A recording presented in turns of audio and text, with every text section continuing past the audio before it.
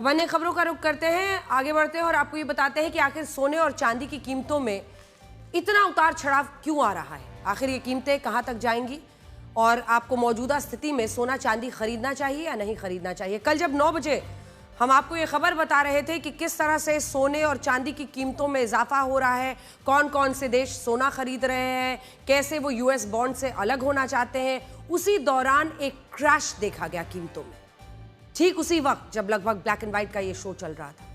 तो आज हमने नए सिरे से पूरी खबर को आपके लिए समेटा है। एक्सपर्ट्स कह रहे हैं इस वक्त आपको सोने चांदी की खरीदारी से दूरी बना लेनी चाहिए, और ऐसा हम क्यों कह रहे हैं उसके लिए आप इन आंकड़ों को देखिए। एक दिन पहले सोने चांदी की कीमतों में गिरावट होने से पूरी दुनिया में सभी निवेशकों के 275 लाख करोड़ डूब गए। ये पैसा रशिया जैसे देश की कुल जीडीपी से भी ज्यादा है।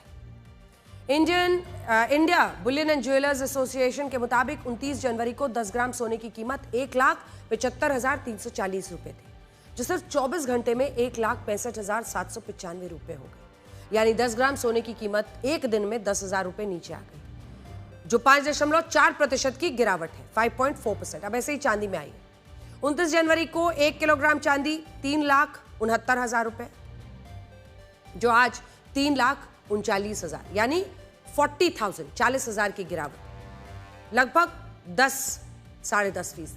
अब बहुत सारे लोग ये सवाल पूछ रहे हैं कि जो सोना चांदी अब तक महंगे हो रहे थे, इनकी कीमतें अचानक क्यों क्रैश हो गई। तो उसका कारण है निवेशकों ने मुनाफा कमाने के लिए कल सबसे ज्यादा सोने की बिक्री की, जिससे इनके दाम नीचे आ गए।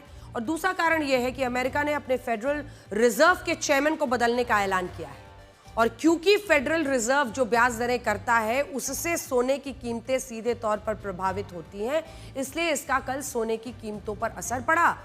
और कहा जा रहा है कि इन कीमतों का जो बबल बना हुआ था वो फूट पड़ा। ये वो स्थिति होती है जिसमें सोने चांदी की कीमतें खुद को करेक्ट करती हैं। हो सकता है अभी भी वही हो रहा है।